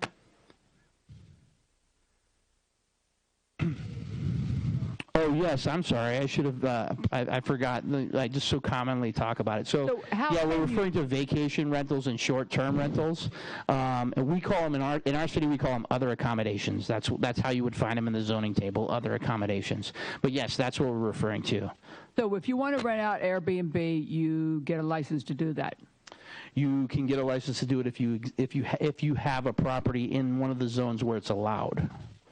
Oh. There are certain zones in the city where it's allowed. They're very small. There's a variety of them. They're typically in where you'll see the tourist areas along Atlantic Avenue, some closer to the core, and where else? Yeah, Ridgewood, and I think there's a weird one over by International Speedway by Daytona 1, right? Yeah, and they can exist in any PDG agreement. So if that was what was part of it, so we always have to, if it's happening in a PDG, we always have to look into the PDG to see if it was approved. That's the And you mentioned units less than 4 units get inspected. Would you say yearly or every 2 years? Okay. How about more than 4 units? So more than 4 units falls under the jurisdiction of the state. So they get a very minimal inspection at our level when they're issued a business tax receipt. That's the only requirement for us is for that they come in and just pay their taxes for operating in the city. It's a relatively small cost in comparison to the revenue that they're generating. And then the state is responsible for addressing the concerns and issues that are there. Now, general maintenance concerns or issues that are occurring on properties like that can also be addressed by us as code enforcement as well. Yeah. Ms. Ruby.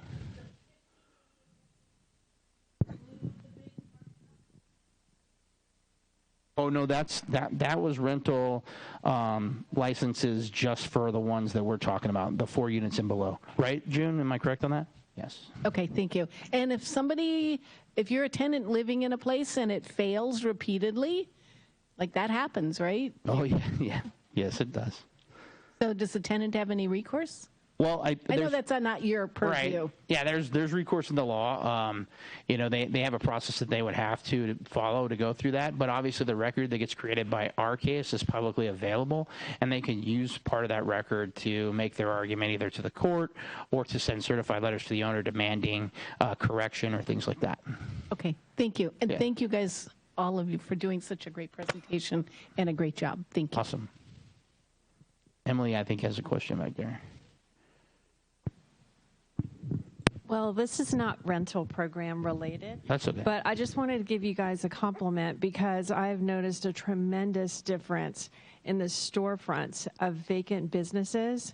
They've taken down all of the messy paper and old blinds, and I don't know what happened, but you all must be doing something to the effect to make this great change, and it's a welcome sight in the neighborhood. It's wonderful. I think we just all got on the same page finally, and I think we want to try to continue that. Our stance is obviously we can't make you put your property into use, but if you're not going to put it in use, you're going to maintain it at a pristine condition. And that's how we try to push forward and address it. So you're starting to see us start to address stuff like that. Because honestly, things that are in use, they'll be maintained better than things that aren't in use, because things that aren't in use, they tend to deteriorate rather quickly. And we don't want to babysit those things every 6 months or every year. That's part of what they've been getting frustrated with, is part of what we're getting frustrated with, same addresses over and over again. Yes, sir. Well, we're patiently waiting for the cleaning of the Seabreeze Bridge. But we understand Andy is now he's been tagged with this chore, so we'll be all over Andy. Yeah, I understand that direction's been given for that, so it's just a matter of getting the contractor to do it and work it into their schedule. It's a rather big task. It doesn't seem like Anything it, but would be it is. an improvement to the Seabreeze Bridge. I don't disagree with you. Oh, Emily has input. She's got information. Andy has been well aware of the need for pressure washing. He's hired new staff. It took a while. They had to advertise. He bought new pressure washers and trained the folks. So we're going to see a big difference now. He also... Yes. Yeah. Well, the holdup on that was that they had an existing contract with a pressure washing company, so they had to make sure that legally they weren't stuck in that or violating that. So then he looked at his options and the most cost-effective way to handle that. So it's coming. They really haven't been ignoring you guys. They've just been working on that stuff in the background. Anything else? Do we have anything else?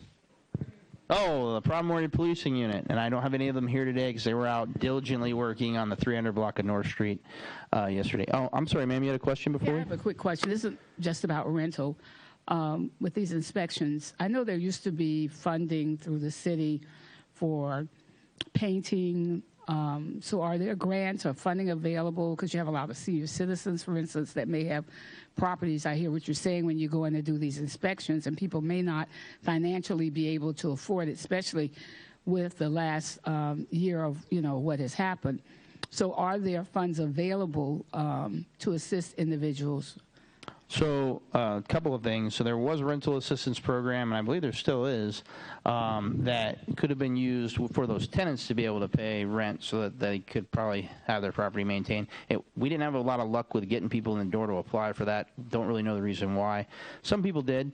And then there are programs in certain areas, mainly the redevelopment areas, where you can apply for, grants for painting or some minor maintenance issues as well. And there's, I think it's dollar for dollar match.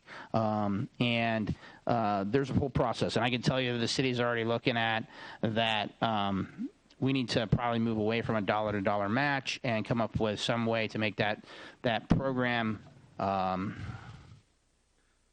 don't know what the best way to say it is, just more effective, I guess is just the way to say it.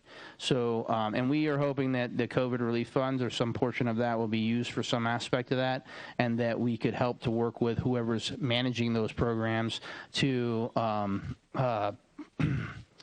coordinate to prioritize folks that have code violations, because we don't want them just sitting out there hanging out with code violations. It mucks up our whole system. And the magistrate doesn't want to fine them. The code board doesn't want to fine them because they're in a program, but the program timetable is 2 years, so we just have to babysit the case for 2 years. It's a mess. So we're hoping that as we work forward, and we've had some conversations, I think some group conversations, some public conversations where it seems like there's some support for that too. Personally for us, I can tell you another hurdle, another problem that we run into is that there's a lot of folks that can't pull the proper permits or can't apply for certain things for their property because their house is not owned by them. It's owned by a family member that's since passed away, or sometimes it's 2-3 times removed that that owner has passed away. Their kids have passed away, and their grandkids have passed away, and they can't afford to pay an attorney to get that through the probate process. So any use of those COVID relief funds to help that process would be a tremendous help for us as well as staff, because we have many cases that just get sidelined and we have no other choice but to just put a fine on them and move on to the next case. And it's really just not an effective way of getting things fixed and repaired around.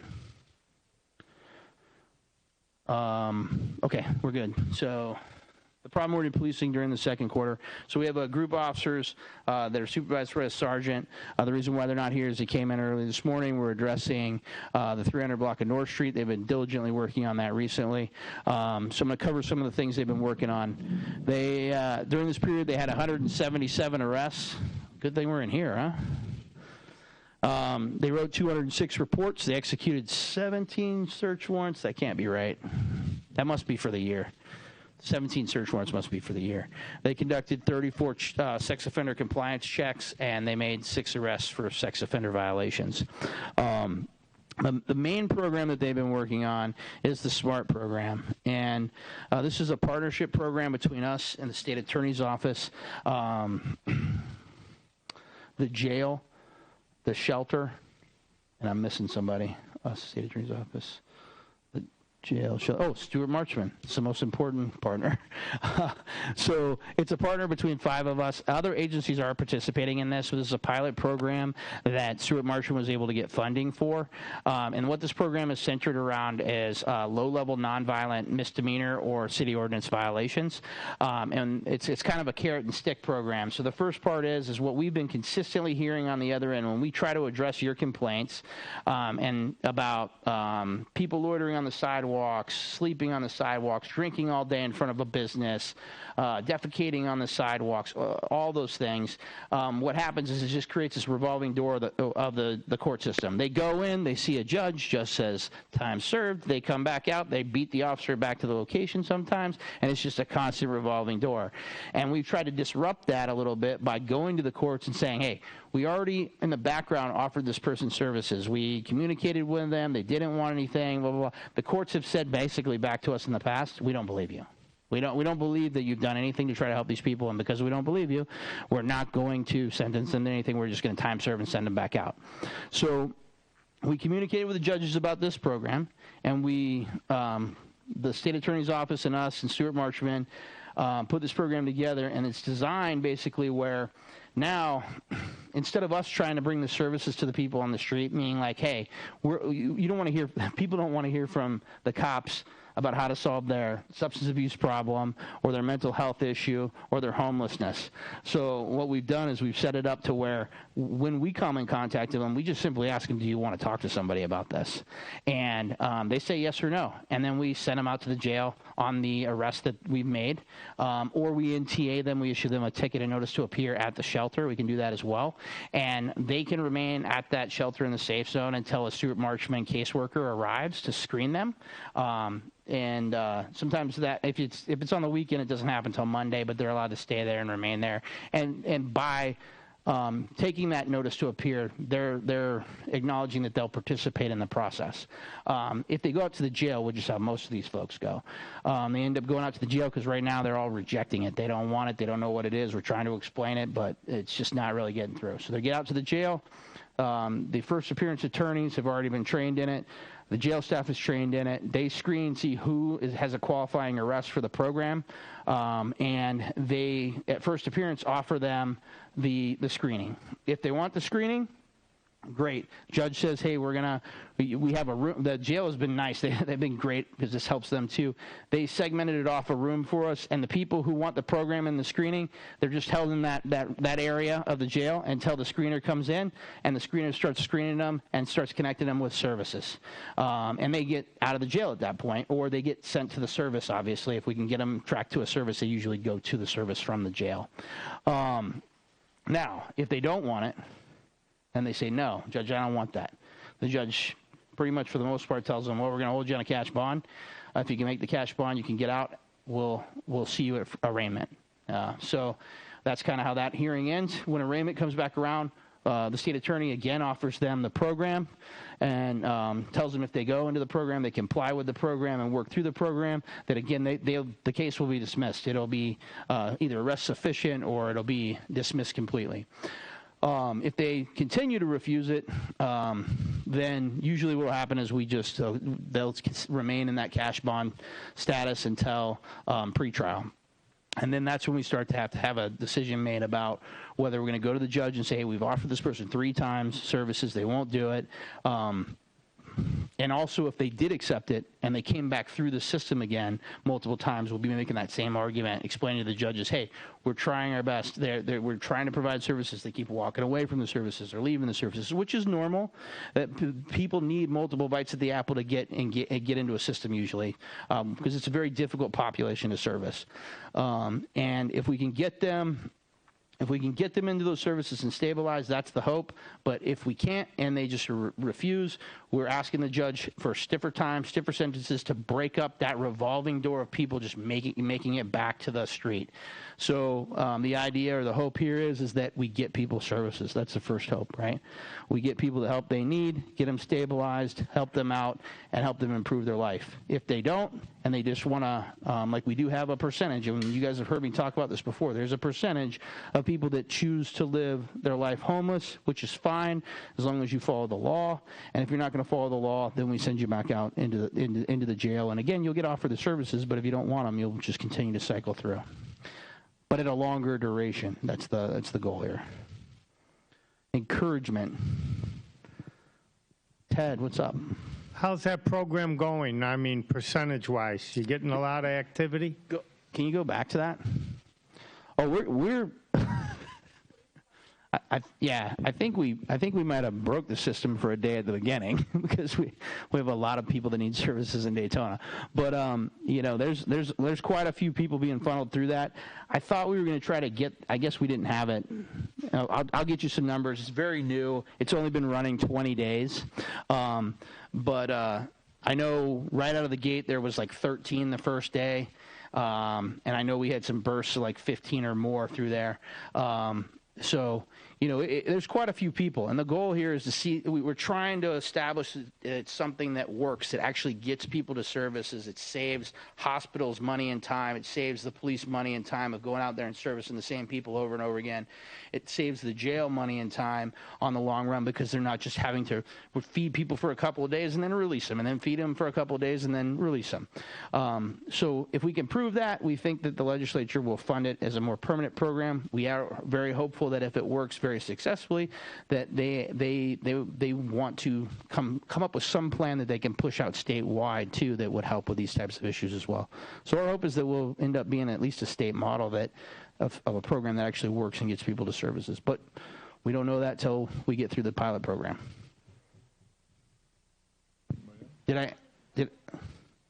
How long? So the pilot program, the funding that we have available runs until the end of the year. Our hope is that we will have a significant amount of data to evaluate and see some significant and for some benchmarks being met, that we by the beginning of October, so that we could apply for a gap fund to fund that time period from the beginning of the year to next July, which is when we're hoping, if everything is looking good, that the legislature will try to fund it permanently. So, but it's all, that's long range. We're just dealing with trying to make the system work on the front end right now. Yes, sir. What percentage of those people do you think in the last 20 days have you carried to the First Step shelter? I don't even know. It's low. The percentage is low compared to it, mainly because a lot of them, most of them have rejected the service outright. They don't want to talk to a screener. They don't want to hear about services. They don't want help, and because of that, they go to the jail. So they're not going to see the shelter. Now, when Stuart Marchman screens them, if they can get them into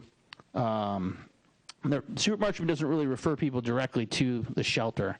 That's just not how they're set up. What they do is they tend to refer them to somebody that's going to help them stabilize their issue, whether it be mental health or whether it be substance abuse. And then at the time they're stabilized in that program, they sometimes reroute people back to the shelter at that point for housing as they work through that process. But there's not a lot. And if they went out there, they would be in the safe zone, notice to appear, until they saw the screener. And the hope is that as they continue that interaction and Stuart Marchman works with the shelter, that it will improve the ability to process people into that program as well. A lot of mental health issues, aren't there? Yes. That's what I thought. Yes. A lot of substance abuse issues, and sometimes that's just, they just use to be comfortable living on the street. I mean, it's a tough life living on the street. Everybody good? All right. So you know the last slide. Thank you for your continued support for the code enforcement team. We need the support of the community to be able to effectively address neighborhood concerns and issues throughout the city. This is a tireless and often thankless job. These inspectors do a tremendous amount of work throughout the year and deserve to be commended for their hard work. So I appreciate it. We do want to say thank you to Leisure Services for letting us use the building here, for not charging us and helping us set everything up, and all of those good things. If you have a comment or a concern that you didn't want to publicly say but you want to drop, I should have said this at the beginning. There's some cards where you can put them over there. Ted's escaping. I want to thank Ted for all of his hard work, because he helps us out, helping a lot of these folks out when they can't afford to do some of the work on their own. I can't think of any. Did I forget any thank yous? Cortland's looking at me. What is it? Oh, yes. Next meeting, October 19th at 6:30, and we're going back to Our Lady of Lourdes. Thank you, Ted, for that. Yeah. If anybody has a good location they'd like to see us present CodeStat at in the future, just please let us know. We do want to kind of vary our locations and move it around a little bit. Just to kind of expose as many people in the city as we can to it. I think it's a good learning aspect. There's a lot of friendly conversation that occurs in here, and we like to hear your guys' concerns and kind of address them as we can. Thank you again. I appreciate your time.